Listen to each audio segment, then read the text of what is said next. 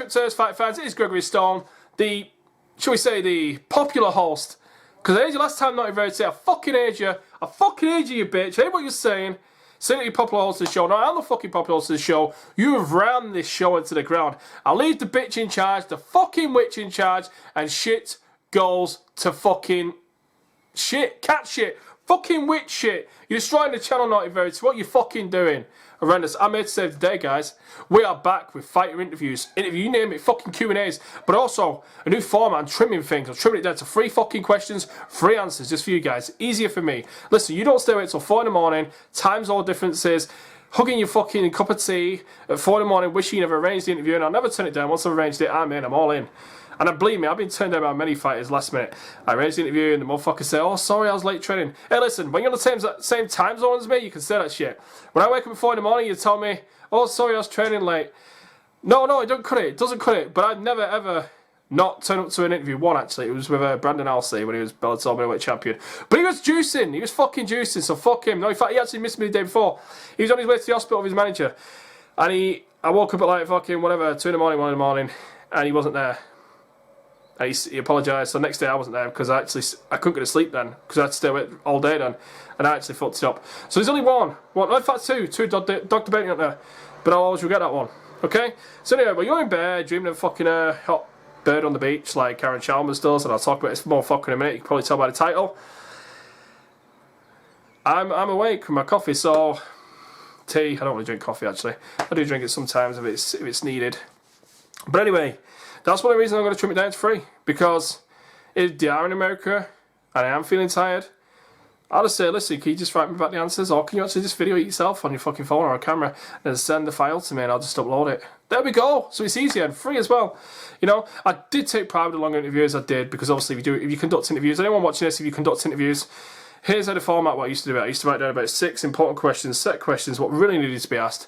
And it was off top of what my brain created. And I feel proud of that. But end of the day, an interview's got to go where it goes, and you can ask questions off that and get the information. I really felt proud.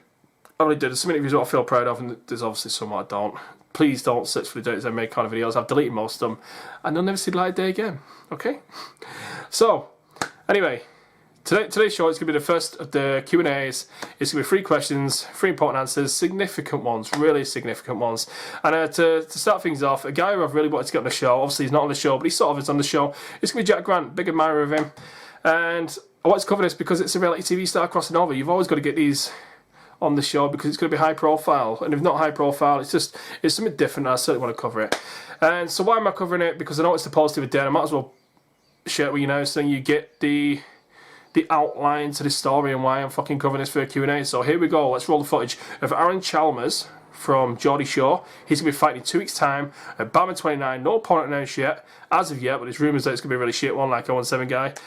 And so here's his little video to his friends or his followers, whatever it may be, and to his little buddies.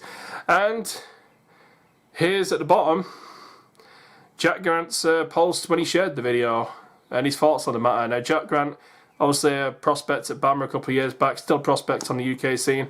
So here's his response. I'm glad to announce that I've signed a multi-fight contract with Bama. It's at the 12th of May at the Genting Arena in Birmingham. I hope to see everyone there, and afterwards, when I win, we'll go for a party. So there you have it, guys. That's Jack Grant's post. I'm not sure the guy's a bellend, I've never met him, but they're not my cup of tea. Tanning up, tattoos, fucking all those birds. Mate, you could call it jealousy, maybe just me and Jack Grant are jealous little bastards with pasty white. I mean, Jack Grant's got some muscle. I got some big fucking muscles too, but I got some fat over it because I like the sausages. You know what I mean?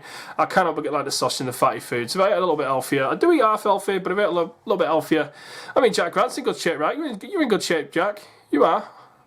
We can say that, but I don't think you're as tanned. You know, you ain't got the cool tattoos. So maybe we're jealous, little fuck. Maybe we're jealous of Aaron Chalmers. We'll see. We'll see. I'm actually going to try and get Aaron Chalmers on the show in a couple of days' time. I'm going to do some research on the guy because I have watched Geordie Shore before.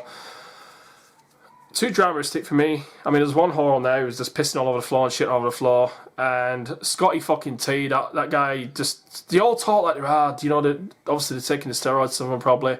and they didn't get laid that night, didn't fuck some pussy, so that the testosterone's high, needed the balls emptying, and all of a sudden they got beer muscles on top of their already water muscles, and they want to fight, and they just rubbed me up the wrong way. They couldn't fight for shit. They talked a good fight, but then they never delivered it. And Scotty T was one of them. He was threatening that little Gaz. I remember that one. He was threatening that little Gaz, and I'm gonna fucking smack him when I see him. And you could tell he was shitting himself.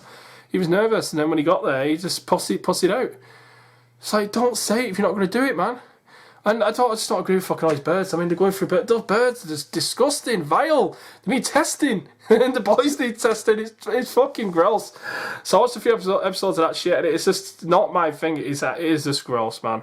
It is gross. Not my thing at all. But I tell you what I do like. I do like the crossover. I love the crossovers in MMA.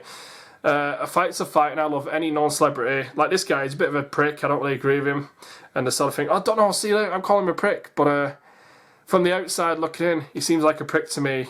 Maybe I'm just a jealous bastard. Maybe Jack Grant's a jealous bastard. But we're going to get to see a guy cross over, and regardless whatever I think of a person's personality, I respect anyone who gets in the cage. And he's getting in the cage. So he's going to get in, and I love the crossover for that reason alone. Just somebody from the outside world of MMA, not working his way up for rankings, not working his way up for belts, not working his way up for money. He's just coming over for a crossover fight just to see how he'll do. He wants to fight, he wants to compete, he wants to battle. And there's no getting around that. There's no second takes, there's no cheating. Well, I suppose you can cheat. But there's no one there to help you, there's no one there to hold your hand. It's literally you and another guy. He's trying to hurt you, you've got to stop him. And then you've got to hurt him. And that's pretty much it, and I have to respect that. And I watch street fights on YouTube. I don't really care what sort of fights they are. I watch any fights. And when I get celebrities or any well-known people coming over, it's always interesting because sometimes you might want them to lose or you might want them to win. So, anyway, enough of me fucking rambling. You're here for Jack Grant's answers. You're here for the questions. Let's go to Jack's opinions and his thoughts to my questions. Right, now I was going to record this yesterday actually, but my tablet was a little bit fucking low. Because I'm a dickhead and I didn't charge it up. Or maybe Naughty Verity fucking sabotaged it, little bitch. Did you sabotage it, Naughty Verity? Yeah, you don't have a lot to say when you're around me, do you? No. Don't think so. Sit there and earn your fucking 10p an hour, you little bitch, now. Right, I think she locked it on me. Right, here we go. Here we go, we're on. So let's get up the questions. I said to Jack Grant, I'm going to get up the answers as well. Right, here we go, Cryptids. I should have got a drink. If you get a cutscene in a minute, it's probably because I've gone downstairs to get a fucking drink because my throat's dry as a motherfucker. And these are quite some long fucking responses here, especially on the first one. Not the other ones, but the first one is. So anyway, let's go to the first question that I asked Jack Grant. Question 1. You recently referred to Aaron Chalmers as a bellend and stated that you would like to welcome Aaron to the BAMMA cage. Can you tell us why you have a little disdain? Who's disdain? He doesn't really hate him personally, so it's a good word to use. Towards Aaron, please. And Jack's response was, because like myself and so many other talented fighters out there that have dedicated their lives to the sport and made sacrifices in other areas of our lives, to get a shot on a show like BAMMA should be earned. I feel it's unfair. A famous party boy, a famous slut, he didn't really say that, I said that, should just be given a chance to fight on one of the biggest stages in the UK and Europe. You have to earn your right to be there. He's a guy that young people look up to, and in my eyes, it's for all the wrong reasons. The guys who look up to this guy, I highly doubt will be in the fucking crowd at an MMA fight, that's for sure. You know, hey, the people who look up to this guy, there's no saving these fuckers anyway. There's no saving these fuckers anyway. If they look up to someone like Aaron Chalmers, I don't know him personally, but just off the guys off Geordie Shore, if anyone looks up to them, they're a lost cause anyway. Just let them be. I grafted my backside off to get that chance on BAMMA, and while doing so, I felt the highs and the lows that come with the sport. Is this Geordie Shore? You see what he did there? Is this Geordie Shore? He wants to be a fighter and get in the ring with someone like me. Obviously, someone like him, I really don't think they're going to put him in there with someone like Jack Grant. Now, I was watching the post on Jack Grant's social media the other day, and apparently he's heard rumours, unless he's just taking a fucking piss, but he thinks they're going to put him in there against someone who's like 0-7 or something. I mean, you really have to, you can't put him in there with someone like Jack Grant, you know, who's fought some very high caliber fighters, and really, he's had many, many years to evolve his game, around his length and his size.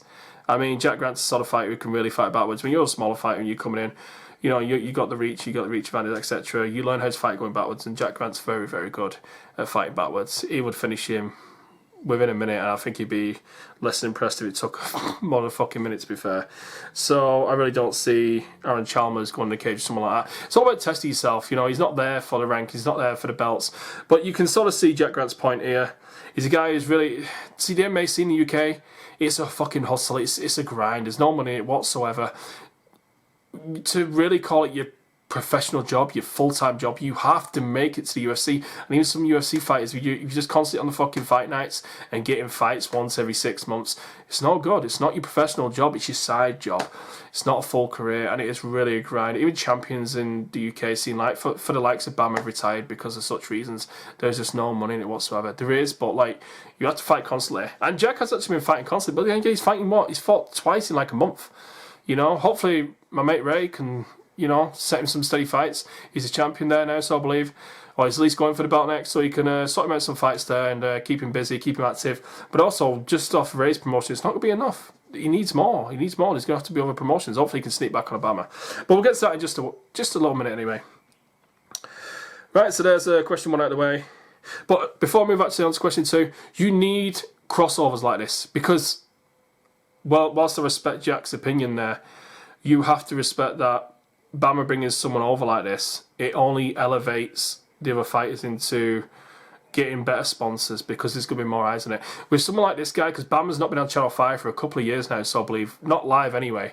There was live on Channel 5 at one point. It's incredible. Ken Shamrock doing some commentating, Frank Trigg, you name it. They're still getting boxing personnel over like David A, etc. They've got celebrities in the crowd.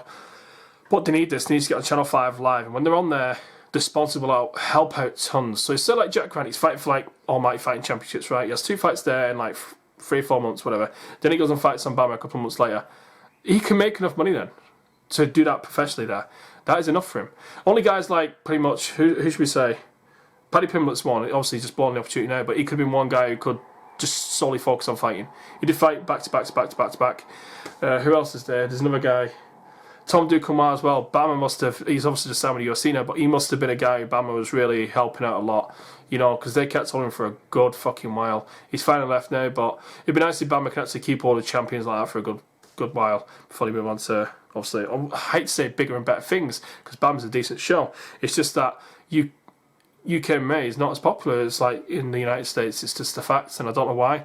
I mean, Bellator are trying to bring over promotions and stuff, but they don't even put the fights on live. It's ridiculous. And obviously, you got to deal with TV stations, and this program might make much more. You can't put it on too late because the adverts. It just fucking sucks. The UK MMA scene sucks, and this crossover, it just helps. It's going to go in stages. Obviously, it's not going to help long term. Will it help long term? No, it might gain about 100 new fucking permanent followers, permanent fans to MMA with this crossover. They might be, oh, I just want to watch this guy fight. I know Aaron Chalmers. I watch him on Geordie Shore, so hey, I'm going to watch his fight. Then they might see the fights and be like, hey, I like fucking MMA actually. I'm going to buy some magazines. I'm actually going to fucking check out websites. I'm going to sign up to a forum. I'm going to carry on watching the UFC. I'm going to start watching the UFC and carry on watching that now. I'm going to carry on watching Bama. This is what it brings about, but it needs to be more of it. So I agree that it's a good thing that Aaron Chalmers is actually coming over. I actually do. But I understand the disdain and the, I'm going to call it jealousy, because it's a healthy jealousy and it's good jealousy. It should be there. But it's not Aaron's fault. It's not the promotion's fault. It's actually just the state of MMA's fault in the UK. It's down to us fans. The reason why footballers get paid so much because every fucker watches it. Fill out 50,000, 40,000 arenas. You know, even the likes of Sunderland, Stoke, they get filled out 35,000. MMA doesn't do 35,000 when you put on a big fucking show. You can bring Bellator over. Will I get 35,000 in the crowd? No. Will it? Heck. That is the difference. It's the state of us fans getting involved. It sucks shit. It's a great sport, fantastic sport, but everyone likes to see people get punched in the fucking face, knocked unconscious, and potentially die in the ring. That's a fact. Right. These shows are supposed to be short, by the way. But I need to make that point. Right, here we go. Let's go to question 2. It went off for a second there because I went too long my rambling. So question 2 from myself. It seemed like an off-the-cuff post you made about Aaron, and it's something that you wouldn't mind happening. The fight, obviously. But certainly not a fight that you would jump through hoops to attain. Is this a fight that you would pursue hard? And if so, and if you was to get it, do you think your stock name value would rise significantly? Right, I asked this question because he said basically, I'd love to welcome him to the cage.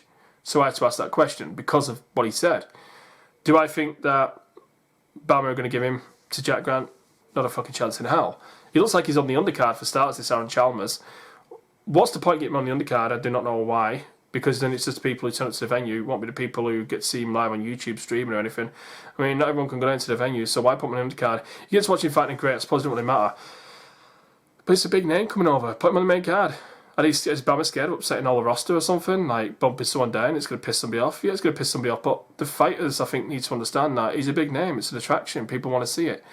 I mean, it sucks if someone does get bumped down, but it is what it is. Compensate him a little bit more, I don't know. At the end of the day, yeah, I know you can't go up to... A lot of fighters have set sponsors. You can't go to the set sponsor and go, hey, I want an extra 500 quid now because Aaron Chalmers on the card and he's going to bring more people, right? You can't fucking do that.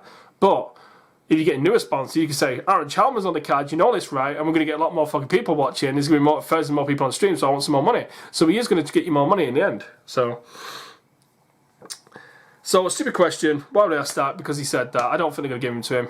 I know obviously in UFC and stuff have to go through commissions and you have to regulate fights and stuff, and they're not going to let someone like fucking, if this was in like UFC, they're not going to let Aaron Chalmers fight someone like Jack Grant. It's just not going to happen. I mean, Bellator did it with Kimbo and Dada 5000. Kimbo had about 5 years behind him, trained at ATT, etc., and they still fucking Dada 5000 with him. But you see what happened there. But I mean, Dada 5000 had shitloads of street fights, so it's not always about how many pro fights you've had, amateur fights. It's about your extensive background in martial arts. I'm not actually sure what Aaron Chalmers is, but we've seen crazy things happen. I know it's safe MMA. I'm not sure if that's just off drug testing, like for diseases, etc., because there's blood in a fight. I'm not too sure how much safe MMA cover and how much power they have to pull somebody. That's something I have to dig into for you guys.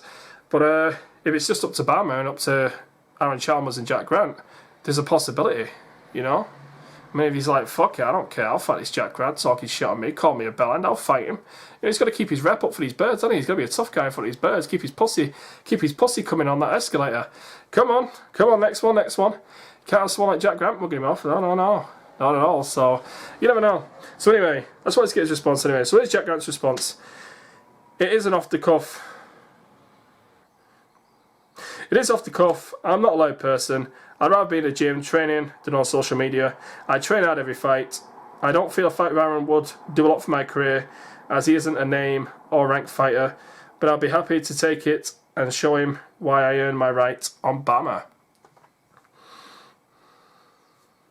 So clearly he's not pursuing hard. He doesn't really have much hope in that being a feasible fight for him. Not an attainable fight anyway. Obviously I think it is attainable, but not something he really should be pursuing. He's just got to fight Butts at AFC in June, July time, I think. So, but he can still fight on Bama. He's fought twice in the past month. So, yeah, silly question. So he's up for it. Hey, if you're up for it, Aaron, contact Bama. Jack's ready and waiting, pretty much.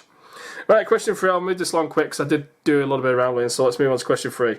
And it's a pretty important question to ask because Jack is knocking around the regional scene now, and someone of his calibre, his experience and his skill sets, he shouldn't be knocking around the local scene too much longer. No disrespect to the regional promotions, but that's for fighters to earn money in the meantime and keep busy. That's for up and coming fighters from amateur turning pro. Once you've had a few fights in the likes of Bama, etc., and you're picking up wins, a couple of wins on the regional scene, you don't want to stay around there for 3-4 fights. I remember Leroy Barnes did the same, went to Bama, he lost a few. He really reinvented himself, got a new team, picked up some good wins on the UK MMA regional scene. Then he's gone back to Cage. He's gone to Cage Wise now, and he actually he looks a lot better. I think he's lost 1 or 2, but he's looked good in 1 or 2 fights too, and won quite convincingly. So that's what it's for. I mean, with Bellator coming, there's been a lot of UK fights getting on the undercard. I've actually got a Q&A with Stav Economy coming up next. Actually, I've already got the answers in. And they picked up Stav Economy, and someone like Jack Grant on the Bellator card, even the undercard, would be absolutely awesome. Just in terms of sponsors as well, because the fight might be shown. They do show some prelim fights sometimes on the TV. And someone like Bellator, it's going to be shown in the United States and the UK. It's got a great platform. So it'd be nice to see someone like Jack Grant get on there. So anyway, the reason for the third question is I want to see what his relationship's like with Bama. So for question 3, how's your relationship with Bama? Do you envision yourself competing in the Bama cage sooner rather than later? Because he needs a home. If AFC could be his home, then great. I mean, I don't think Bama will pay him too much more, but it's just a better platform. So if he can like go between someone like Bama and AFC, it's a nice platform between two promotions. He needs two promotions. And one more sort of on television, that'd be a whole lot better for him. So I wanted to ask him what his relationship was like with him. I mean, I don't think he'd be bad anyway. I'm not trying to shit-stir or anything. Right, so let's get Jack's response to question 3, shall we? I love Bama. It's a great show and very well ran. Not ready to get your fucking finger out of that dog's arsehole, will you? It's very well ran. I've worked with them in the past and they were very good to me. Who knows what the future will hold? My options are always open. At the minute, I'm just concentrating on being the best I can possibly be. Watch this space. So he's got a good relationship with Bama. They've always been good to him, which is actually good to note because I did an interview with Eddie Ellis, who's on the Ultimate Fighter 16, obviously well known in America. His wife's Lisa Ellis. Lisa Ellis said they did paid shit when I interviewed her. She didn't say any good things about Bama. When I interviewed Eddie Ellis, he said he didn't give him the belt. They took the belt off him. He tried scheduling fights. He wasn't scheduling fights. It was just terrible. He had a really bad experience with him. Then when I posted the interview about Bama from the Eddie Ellis interview, fucking Scott Askin, who was the former middleweight champion for Bama, world middleweight champion, obviously UFC fighter, he shared the interview and was actually saying, I feel you, brother, I feel you, I know exactly what you've been through with Bama. So, not good things to say there about Bama, those two individuals who worked with him previously. So, someone like up-and-coming fighter like Jack, who's worked with him in the past, it's good to see he's got good things to say about him.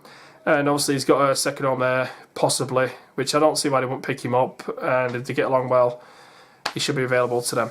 So that's good there, that's good to know. Also an exclamation point there, exclamation mark. So he's intending on doing big things this year. And he is very well focused and very well driven. So, but this is the first Q&A, guys. This first Q&A, 3-question Q&A that I've done. Obviously interviews in the past. Hope you liked it, short and sweet, a bit long because I like to ramble sometimes, but it is what it fucking is. I mean, can you imagine if it was 5, 10? Shit, you'd be a throwers. You wouldn't be a throwers, you just click off.